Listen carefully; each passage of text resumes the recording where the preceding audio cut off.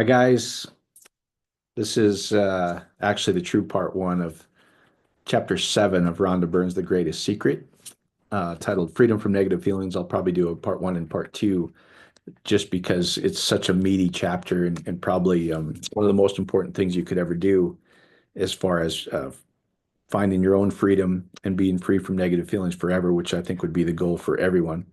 And at the end of after chapter six, it says, "There's good news that we inflict negative feelings on ourselves because it means we have the power to stop doing it. If we're doing it to ourselves, it means we all have the power to stop doing it. And so when we suffer enough, those bad feelings, when we suffer enough with those bad feelings, we'll want to find a way out. Nothing teaches us to look for a way out more than unhappiness and being miserable. Even better news, there's a simple way to end bad feelings for good." And then she goes into chapter seven. So that is great news, guys, where it might seem impossible that you could be free from negative feelings if there's something really traumatic going on in your life. I understand that, but it really is true because you are the unlimited um, nature of God, the unlimited, unconditional love of God, the limitless power of God in a body, and that's who you will always be.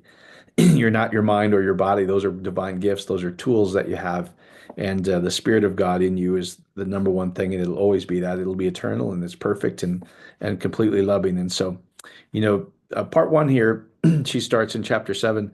Happiness is your natural state. So if you're not happy, um, that just means we've covered it up with some feelings of other than what's true about ourselves. And so she says this chapter has practices that'll help you end negative feelings that have you wrapped in their repetitive loop. And so what's really fascinating is, as we've been sharing, if you think about something long enough, it actually hardwires your subconscious. And if you ever hear Joe Dispenza talk, he says the end product of a thought or an experience is an emotion. How did that make you feel at the end of the day? And so a lot of times people are just so hardwired. They wake up and they go, "Why can't I feel better? Why do I feel fearful? Why am I anxious about why am I guilty about this? Why am I anxious about um, my job? Why am I anxious about the economy? Um, why do I always have these fearful thoughts, etc.?" It's because you thought about something long enough and it hardwired you. The great news is when you really become awareness and you go, just being present and go, "Wait a minute, the true nature of me is the unlimited presence of God." The very fact of you observing, I'm not that fear, I'm not that negative feeling, I'm not that situation. I've hardwired myself, and so I think and feel in that loop all the time. If I can just become aware of that negative feeling and just love it, go, I realize I'm experiencing this. I can take a step back and go, am I that feeling? Am I that situation? Or am I the divine presence of God? I think that's really what we can get is like me just observing that now actually allows that energy to go. What's really cool is the problem, the situation, the fear will actually take all of those hardwired thoughts with it eventually. Might be a little bit of a process, but it doesn't take forever. It doesn't take years to relearn, or it doesn't take forever to deconstruct. Those are a lot of terms running around in Christianity. I've known it this way for 50 years. Yeah, that's okay. Do you think God really made it that hard where he would make you go through another 50 years to really enjoy your divine design? As I say, how long does it take to be God? It doesn't take God very long. So anyway, I just want to share you that I'm going to share some methods in here that are really cool. Um, the very next page, she says this: to stop resisting a negative feeling, you have to allow the feeling to be present without trying to change it. Just be aware where you can step back and go, hmm, am I that feeling? Am I that situation? Or am I just the one that's aware that I'm using my divine gifts and experiencing that because the Spirit of God is perfect in you forever? You're the one that's aware of that feeling. And if you just relax, it says, if you don't tense up against it, it's really unconditional love. It says, I'm going to accept that I'm feeling this. I'm going to accept that I'm going through this situation right now without saying it's good or bad. It's just something I'm experiencing. That's love. The tendency is, this is horrible. I'm going to push against this. Ironically, that's resisting it. It says, ironically, you let the feeling go by relaxing, unconditionally love it. This feeling's okay for me to be here. I realize I'm the divine presence of God that's experiencing this feeling. Without wanting to change or to get rid of it, let the feeling be there, and that allows the energy of it to be released. It's the very opposite of what we do, which explains why so many people suppress negative feelings. We don't like to feel it. So this is every time I read this, I shared this on the fellowship, but I wanted to record some of these messages. I get excited. And she says, the following practices I'm about to share are the most effective methods I know of permanently releasing negative feelings, including all the suppressed negative feelings you've accrued throughout your whole life. And when they're gone, this is the part I love. If if if there really was a way to get rid of these negative feelings forever, and by the way, this part's added to it, this gets me excited. When those feelings are gone, you won't be affected by them the way you once were. Here's the added benefits. Your health will skyrocket, and so will your finances, and so will your relationships. Your entire life, even better, once those negative feelings are gone, you will be standing unimpeded in the joy and happiness of infinite awareness. If that's uncomfortable for you, you could use words that you're comfortable with. You could say Christ consciousness. You could say, I'm standing unimpeded in the unlimited, unconditional love of God that I am. You can use anything. It's all trying to describe the same thing. And you know what's interesting? It's not religious. I was just sharing with some big business leaders. I said most of us are taught my religion's right, yours is wrong, mine's the truth because I read this book. They're taught the exact same thing. You'll know when you find truth, guys. It doesn't matter if you're Christian, Muslim, Hindu, atheist. Every human being is exactly the same and they're designed the same way. And when they operate in that, guys, everything works. It's really fascinating thing. It says, once those negative feelings gone, you'll be standing in the unimpeded joy and happiness of the presence of God, you could say. Whatever you want will appear in your life effortlessly. You'll be having the experience of a human being while being the presence of God that you actually are. That's pretty cool. And it really is becoming like, wait a minute, I'm not this limited Mike Popovich or Joe Smith, whoever you think you are. That's what we've been taught we are. We're just having the experience of that. I'm having the experience of Mike Popovich. My true nature is the unlimited presence of God. Your true nature is the unlimited presence, power, and love of God. We've just covered it up with no, you're not. So once you let all those things go because they don't feel good, how do you do it? You don't push up against it. You don't fight it. You say, I'm going to overcome this. You can. It typically takes a lot of effort where why don't you tap into the love of God and the unconditional power that you already are and just let it dissolve? So she says, the first step, which is also the first step of the super practice, guys, is welcoming. You could also say it's unconditional love. I realize I'm having this feeling. I'm not going to say it's good or bad or it needs to go at all because unconditional love is unconditional. I love you no matter what. I don't care what the feeling is if it feels bad. I don't care what the situation if it's bad. Unconditional love is I accept it exactly how it is. It seems counterintuitive. Why would I accept it?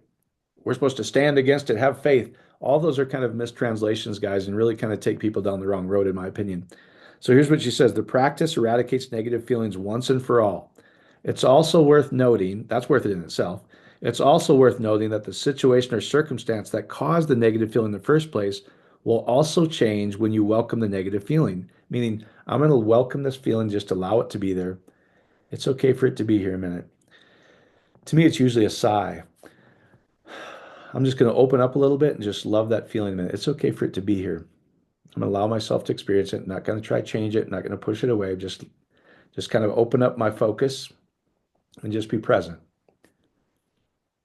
And it'll naturally get lighter and lighter over a pretty short period of time, less than a minute. You'll feel a pretty good release. It'll come back a little bit if you haven't released it all, but just do it again. Welcoming is the opposite of resistance. Resistance says to negative feelings, no, I don't like this. And Christianity says we must change this. We must stand for God. We must stand for this.